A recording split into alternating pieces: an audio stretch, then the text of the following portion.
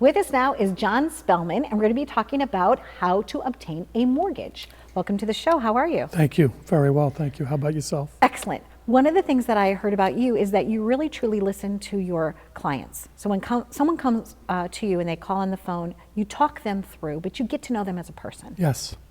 One of the things I also know about you is that you love to bike and that you love to save animals. How did that passion for you begin to save animals? That's really started from being a young child. Okay. I started taking in stray animals and never really stopped, to be honest.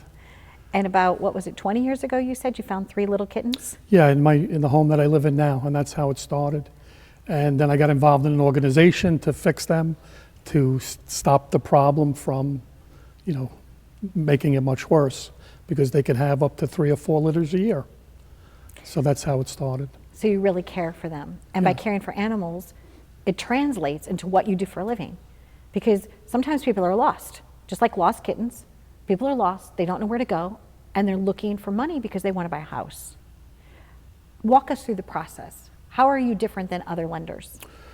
Well, I mean, I pride myself in being as professional as possible, because I realize this is probably a person's biggest purchase in their life is buying a home. And they really don't know the entire process. And obviously it could be very confusing. It's not all just about interest rate and cost. It's also about qualifying them to be able to own the home. So you have to have a lot of patience and put yourself and empathize with them and put yourself in their shoes to try to understand what they're going through. So no matter how many times they call me, I make it a goal to return their call within the same day. Really? Yes. So when they call you and they say, hey, this is who we are, what are some of the things that they need to have prepared in order for you to help them the best? Well, mostly their income and asset documents, because that's the qualification process, and obviously credit being a very important piece of the puzzle. I try to, once they're interested, I try to send them out a very detailed email on what you need to start the process. And if they're more serious, you will get the documentation relatively quickly. Now, everything seems so volatile right now. Right? That's great. Interest rates are down and jobs are drying up and this is happening. How much down payment do you need? It's really confusing. Yes. How can someone like yourself help people process the chaos? Well, obviously what's going on, with this health issue is really nobody really knows what's going to happen. But you could still work with them and try to get them to be pre-approved, because obviously this will subside at some point, and then we can move forward when, you could still get a loan now. It's not going to stop because of what's going on with the health issue, but probably more people are scared. Like my real estate partner did an open house yesterday, and from speaking with her, I can see that probably less people showed up than normal because this is a brand new home. Okay. And is affordable in Nassau County. Excellent. So what you're doing is you're going to maybe pre-prepare people so that when it's the right opportunity, they're ready to go. They're ready to go. I wouldn't stop doing that.